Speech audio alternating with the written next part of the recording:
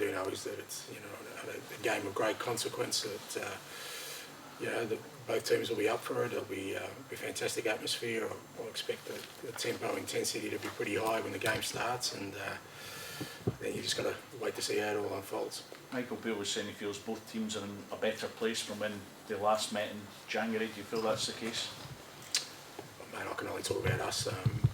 We certainly feel like since the break we've certainly been stronger. We had a strong first half of the year, to be fair, but we've consistently I think improved over the recent weeks. A bit of that is just we've got a stronger squad.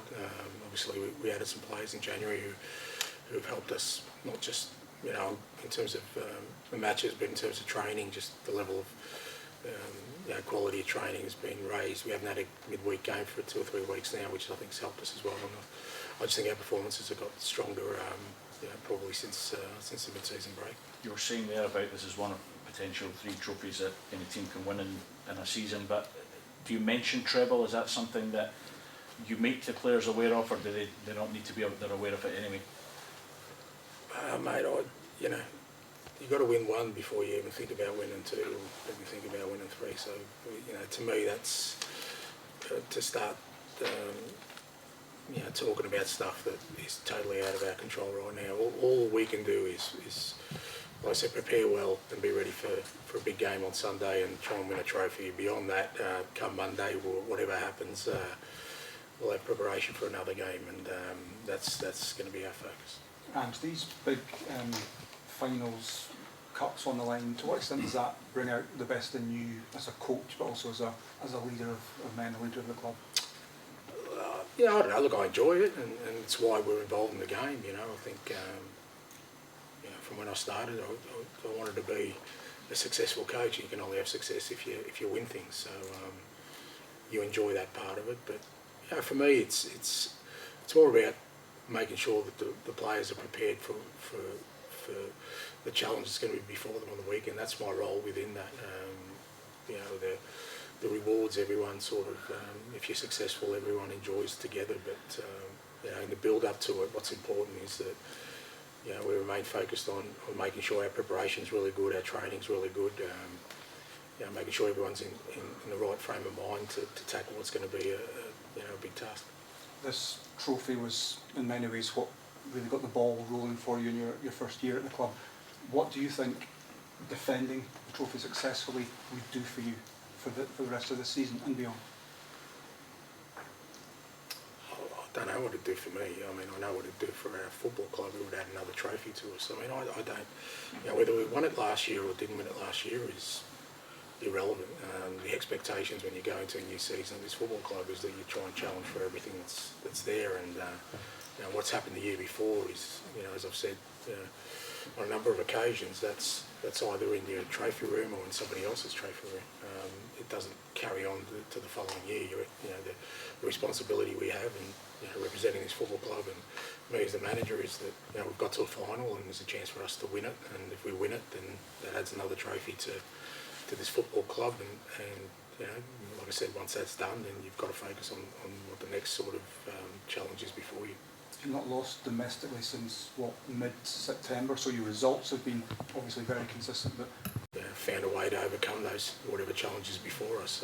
There's been some games we've dominated on in terms of the scoreboard, but other games have been a little bit tighter, but we've still found a way to get the job done. And as I said, a level of performance from the whole squad, and I think that's probably been the most pleasing thing. We've had a real sort of even contribution. We've had some guys who've had outstanding years, but it's not like we've got to this space on the back of 1 or 2. I think just about everyone in our squad has contributed and contributed meaningfully. Where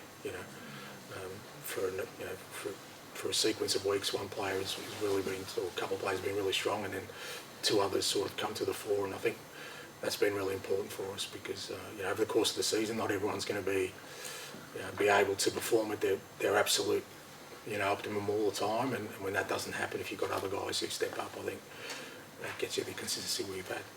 In these weeks leading up to such a big game, do you notice a difference in the players, whether it's on the training pitch or just the atmosphere generally around the training ground?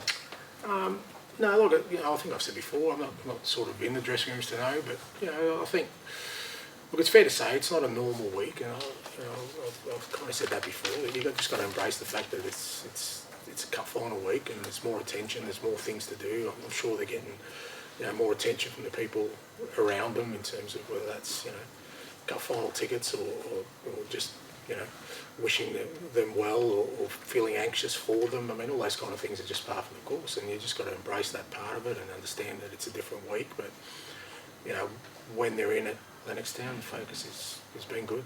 Our training was good today. It's been good for the last couple of weeks where we haven't had a midweek game, and that's the most important thing for me is that they're preparing themselves while they're looking after themselves, understanding it's a different kind of week, but that shouldn't sort of derail us from what we know is the best possible preparation. You're out next to the Hampden pitch there. How do you think it looks compared to the state it was in last Yeah, night? it's improved, definitely. I mean, it had to be fair, so it looks in better condition. I think the weather's hopefully will be kind to us this week, and it gives a chance for both teams to sort of play at a good level. It's not just about the fact that the pitch stops us from playing our football. It's just that the pitch is part of the event. The stadium's part of the event. Everyone will be watching, not just in Scotland but around the globe, and you want it to be presented in the best possible light. You want our football to be presented in the best possible light in a cup final. The pitch is an essential actor in that in that event. So like I said, it looks like they've done a fair bit of work on it, which is pleasing, and so it looks okay. And just on that point, whenever people, whether here or across the world, talk about this derby, it's always about the passion and the fight. Yourself, Michael Wheeler, both coaches that talk about systems and working with technical players. Have you found that compared to different derbies that it does stuff to the players mentally, or it's harder to implement your system fully? No, I don't think so. I mean, I think you understand it. I mean, I'm the manager of the football club. I'm not a fan, so I'm not. Our supporters don't expect me to have the same emotions that they do going to a big game like this. They don't want me to be nervous and anxious or angry or whatever it is that they feel at any particular time. They want me to be under control and make sure that I'm preparing the team well. That's what they want from the team, and that's what we do. And I think that's the way we've approached all our games, and understand, like I said, even the games of consequence, such as the final, we've tried to go out there and play our football. Nothing really changes. Like I said, the intensity will be up, the tempo will be up for sure, the atmosphere will be great, all those kind of things, and you're dealing with human beings, so so all the boys will have their emotions heightened, but within that context, it's still got to play our football. I mean, ultimately, if we're going to be successful, that's what we need to do, and the players, as I said, for a long time, they've been pretty good at just whatever challenge is before us, making sure that the solutions they find within the football we play. The fans will be here in equal numbers. Does that enhance the fixture for you, or are you oblivious to that? No, I think it does. Yeah, I think it's a different atmosphere. It's a real sort of, if you want to call it a derby atmosphere. Obviously, when we play Celtic Park or we play at Ibrox, the atmosphere is very parochial in one way, and for the home team, I think it's an advantage. Absolutely, we feel it when we play at Celtic Park. Having our supporters there, 60,000 of them, I think helps us. But I think in terms of a spectacle and in terms of a derby, having it split, particularly in a cup final, I think adds to the theatre of it. I believe that, and I think the players and everyone involved enjoys that, because you get a bit of everything in there. Winning a trophy is an achievement, but defending it shows staying power. Is that more important to you in some regards? Well, I mean, it depends on sort of what context you're talking about. I think in any given season, like I said, we won this trophy obviously last year, but it was, to me, the goal was to also be champions. So, it wasn't just about winning a trophy and then sort of resting on our laurels there. We went on and we won the championship, and it'll be the same this year. It's not about just winning the trophy and thinking that the job's done this year. I think that the staying power you talk about is more about us as a football club and us as a football team, particularly this team, is that we want to be really relentless in our approach of trying to win every football game we're involved in and every trophy we're involved in. Now, that doesn't always happen, but the intent's always going to be there. We're never going to be, you know, I think we've shown that already within the context of just games in themselves, but even in terms of a season, we're never going to be a team, or I'm certainly not going to have us be a team where winning something allows us some luxury that we don't have to go out and, you know, full pelt to try and win the next one. And your players often talk about you saying the message being bring your A game, make it the best game you can be, the best individual game, the best team performance. Managerially, what do you do to bring your A game to be the best manager that you can be for these players? Yeah, exactly that. I mean, again, you know, I'm not a big one for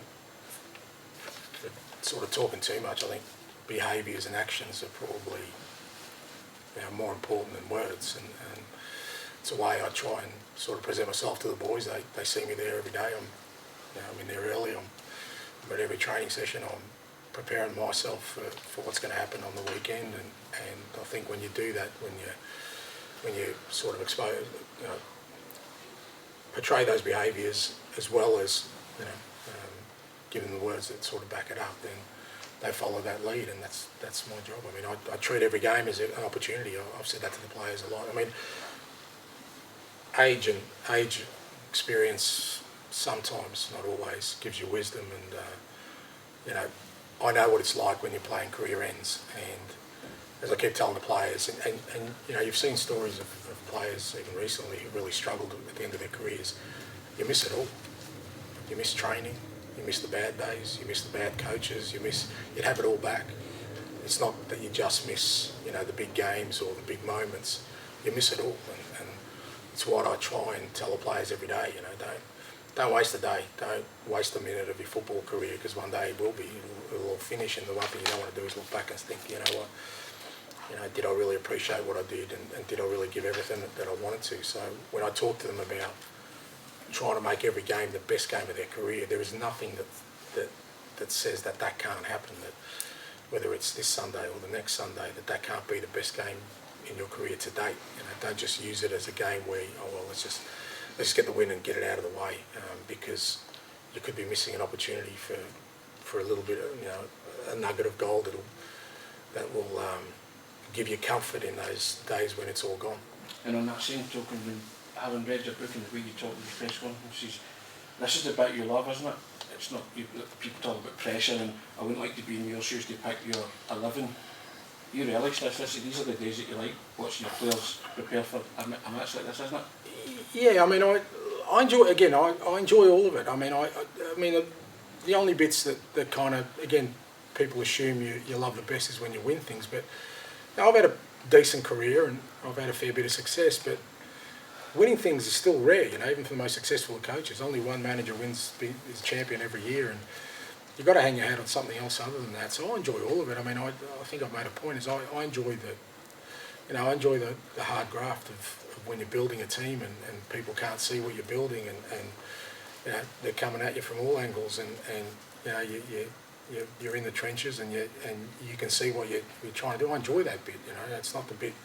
So I enjoy all of it. But as I said, you know, from when I started sort of 26 years ago, I wanted to be a successful manager, and you won't last long in the game unless you are successful. So every time there's an opportunity there to win something, I've tried to make sure that, you know, the team I'm in charge of has been prepared well to try and do that. You say about the importance of being under control, and that's what Celtic fans would expect of you. Have there been any moments in these games with Rangers where it's got to you, where you've sort of felt a kind of fan reaction to anything? No, not really. I mean, I'm still a human being, you know.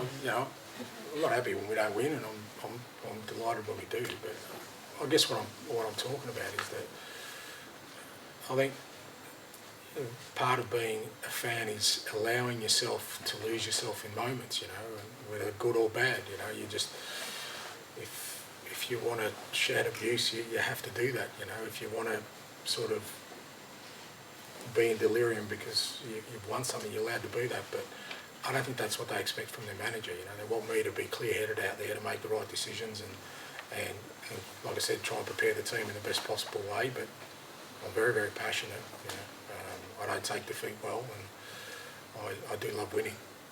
It's not easy to be clear-headed in an environment like the old firm is at times. Oh, well, it just depends. I mean, it depends how you look at it. For me, it is, yeah, because it's been my job for 26 years, you know. When a pilot lands a plane, he knows what he's doing. You're not making that up as you go along. So I'd like to think that after 26 years, I think I know what I'm doing. Okay, thank you. Thanks, guys.